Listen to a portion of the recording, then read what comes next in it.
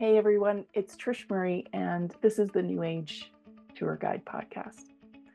I use this language of the New Age, or the Age of Aquarius, as a shorthand, as a form of shorthand, to be able to describe the profound changes that are happening on our planet right now.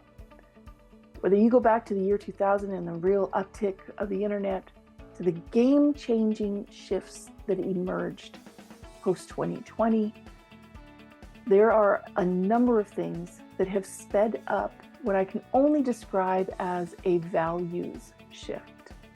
The values of the individuals, of the collective, are changing as we watch this new age unfold.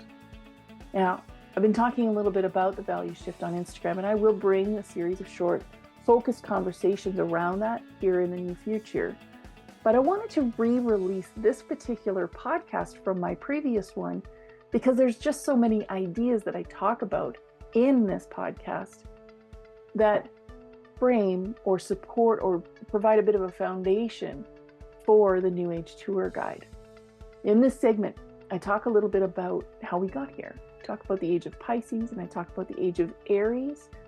I talk about the hangover that we're in from the age of Aries and how, the age of Pisces got a little bit derailed. We didn't actually complete the mission of the age of Pisces over the last 2,000 years. Humanity, not us individually, but humanity, the collective. And how, there's an opportunity. We're being given an opportunity to see what's still hanging on from the age of Aries that needs to be transformed. What patterns are still trying to derail this integration of the ego and the soul, which was the primary objective of the age of Pisces? What patterns are still trying to keep those things separate? So this is a kind of a 50,000 foot level conversation. It's meant to provide some context both for what you're going to experience here and how I talk and how I kind of even got to this idea of the New Age Tour Guide podcast. But without any further ado, let me formally welcome you, possibly again if you've been with me for a while, to the Age of Aquarius. As we enter more fully into this idea, this concept that a lot of us in the kind of woo world are calling the Age of Aquarius, it's going to be really important that we understand that as we get to know our creator souls, things are going to get messy. If my theory around the Age of Aquarius is correct, we are in the midst of one of the greatest turning points in human history. And I think from what I experienced all the way through 2019 and most of 2020, most people already sense that. We just may not be able to consciously get a hold of what that means. But even with the smallest tipping points and turning points, we need to take time and we need to create space. But with what we're in the midst of right now, we're going to need to create even more space in our lives and in our minds in order to process this transition. And how it's impacting and will impact our macro world and the microcosm of the world that we inhabit. Now, don't worry. I said I'm going to return to all of this over the next year and beyond. But the essential message is this for right now. The Age of Aquarius is calling us into a deeper relationship with who we are at a soul level so that we can become the change that we want to experience in every aspect of our world. Now, we've probably all heard the song from the late 60s or the early 70s called The Age of Aquarius. And if you haven't, I'll put a link to my Spotify playlist where you can find it in there. But as I tuned into that song again, I thought it was really interesting to parallel the lyrics with the research that I've been doing since about 2017 on this concept of the Age of Aquarius. In the song, as you would expect, there is a bunch of reference to the astrology, the moon, the seventh house, Jupiter, Mars. But I think the really interesting and common thread that I've pulled all the way through every single source that I've looked at on this subject is this. Peace will guide the planet, and love will steer the stars. Peace will guide the planet, and love will steer the stars. Now, if you're listening to this and you don't think it would be freaking awesome that this would become our reality, then this and pretty much every other conversation that I will bring and have brought here may not be for you. Bah, you say, Trisha, who wouldn't think that peace guiding the planet and love steering the stars wouldn't be awesome? Well, I don't know if you know this, but right now there are people on the planet who thrive on conflict. They have a vested interest in all of us being at odds with each other and ourselves, and they have profited for centuries from war. From war. And to be very clear, there is a massive difference in my mind between those who simply are struggling to see the vision of the Age of Aquarius and those who see it with crystal clarity and are antagonistically positioned against it. Big distinction, yes? I believe that the way forward for humanity, in my humble opinion, is to start to understand the essence of the Age of Aquarius. With this podcast and preparing to take this podcast in a very different direction. So let me break down a few sources that have guided my learning journey and give you something to chew on over the next couple of weeks. My first source was, of course, astrology.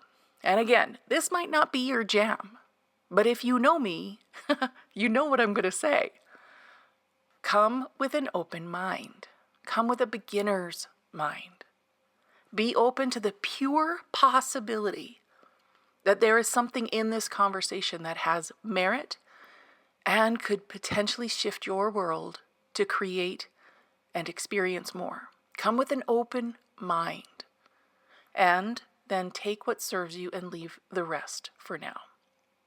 I would also suggest that you bookmark or save this episode to replay at a later time, because if you're anything like me, I have revisited my sources multiple times over the last 6 years, and I've taken something new every time I've reread or re-listened to something. So my first source was astrology. What astrology shares is that about every 2,150 years, we enter a new astrological age. There is not general consensus on when the Age of Aquarius began, or if we are in fact in it. Some in the astrology world believe that the transition started when our calendar moved from 1999 to 2000. Others believe it was earlier, and some still feel that we're 100 years away from it. And there are a few people who have gotten so super specific that they say that the Age of Aquarius started on December 21st, 2020. So that's all super helpful, right? Not really. But what I do appreciate is this. It leaves the door open for us to decide for ourselves what we think. Now, one thing astrologers do agree on is that it takes about 200 to 300 years to gradually transition from one age to another. And if those of us who believe that we are in the Age of Aquarius right now are correct, we are still at the very beginning. We are at the very beginning of a shift that will impact absolutely every aspect of life as we know it right now, which I'm going to touch on at the end of this episode, or I'm going to start to touch on it, because this can really start to feel very overwhelming, or it can be very, very grounding. And I'm going to talk about that at the end. So, of course, anytime we come into something that feels new or is new, it's going to feel completely foreign. right? It's going to feel uncomfortable and awkward. And this shift is no different because transitions are hard. Change is difficult. Shifting ourselves from point A to point B takes time, and it takes effort, and it takes energy. And it's even harder when we didn't ask for the transition or the change. Even if we can, on some level, agree that we needed the change or the transition or the shift, we're still not going to like it for a while because it feels so out of our control. Now, with all of that said, I do want to mention I am not an astrologer. I study with individuals who have a high level of expertise, but I am not an astrologer. As I started working with that in 2017, what I found really, really helpful was putting some concrete markers in place that helped me better accept the possibility that the Age of Aquarius was a thing, which meant understanding where we have come from and what legacy those previous ages left us with. By all accounts, we are coming out of the Age of Pisces. And prior to that, the Age of Aries. Before that, Taurus. Before that, Gemini, and basically follow the zodiac counterclockwise. What do we know about those ages that might help us feel a little more comfortable that there might be something to this whole Age of Aquarius business? I'm going to start with the Age of Aries because I think that the world is still suffering from a massive hangover after that one. Aries is governed by Mars, the planet Mars. And Mars, if you know your mythology, or if you watch the first Wonder Woman movie, you know that Mars is or was the god of war. Let me read one of my sources directly. The Age of Aries was the Iron Age, where weapons, warfare, and the great military cultures emerged. Mythology became hero-centric, depicting the hero warrior winning their way to glory. Think of epic figures like Moses, Hercules, Spartacus, Alexander the Great. Masculine figures challenged and, in many respects, supplanted the established feminine archetypes. And the matriarchy was replaced by the patriarchy. So, in my words, leaving the Age of Aries, we moved then into the Age of Pisces. Well, kind of, because in my opinion, we still have a lot of Aries influence in our current age. But after 2,000 years of war and military development, I like to think that Spirit felt a different approach was needed. So I'll read again from another source directly. As the Age of Pisces emerged, humanity came to understand that the ego development from the Age of Aries was not enough, and that the ego must be channeled through something greater. The Age of Pisces introduced concepts of surrender, compassion, kindness, charity, empathy, and sacrifice. For me personally, I've had to remind myself multiple times of that one word, introduced, because it's important, first of all, to the Age of Aquarius, and it was introduced. It was the very beginning of learning some key characteristics, qualities, and traits. Let me continue reading. The Age of Aquarius, or Age of Pisces, evolved into the transcendent ideal of the saint. And it was the age where we saw the 5 great world religions emerge: Judaism, Christianity, Islam, Hinduism, and Buddhism. The heart of the Age of Pisces might be seen through the Christian figure of Jesus, who in that spiritual tradition washed away the sins of the world through personal sacrifice.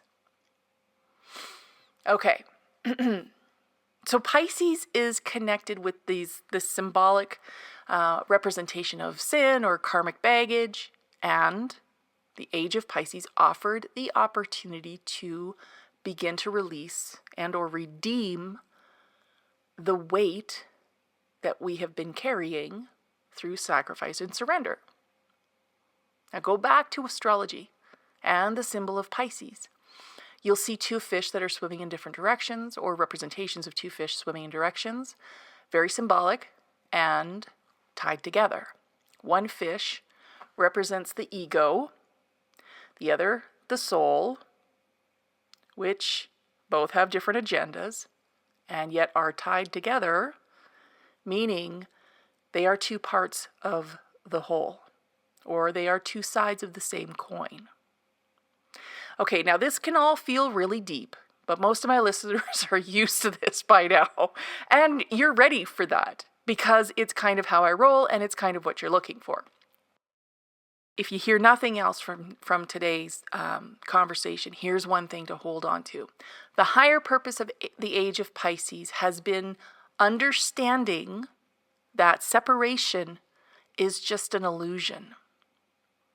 Separation is just an illusion, and that we can become whole again when we reconcile the ego and the soul, or the yin and the yang parts of our psyche. Now, this is also where I could agree with those who don't believe the Age of Aquarius has begun, because when I look around the world, I see that the vast majority of us have not understood that separation is an illusion. But we are learning, and we are learning quickly. And we are probably going to learn even more quickly over the next decade. Now, I'm going to pause here for a little mind break. Well, thanks for joining me for this short two-part conversation designed to set a baseline for what this, quote, new age is bringing forward, the changes and the disruption and the challenges that we are all navigating as the divine brings us forward into a new way of being on the planet. If you're curious about the unique role and purpose you are here to play in this evolution, starting to decode the insights woven into your birth data using human design, numerology, or the Success Codex is a great place to start. You'll find the link below that leads you to your soul driver's guide. This concise, comprehensive package draws in 4 powerful drivers from your soul style to shine a light on what moves you at a soul level. You'll get your core driver from numerology and your purpose driver and energy driver through human design.